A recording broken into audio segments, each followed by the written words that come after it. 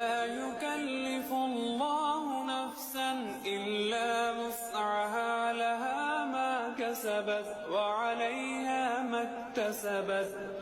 ربنا لا تؤاخذنا إن نسينا أو أخطأنا، ربنا ولا تحمل علينا إصرا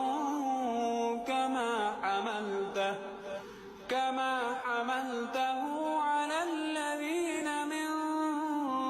قبلنا، ربنا ولا تحملنا ما لا طاقة لنا به، واعف عنا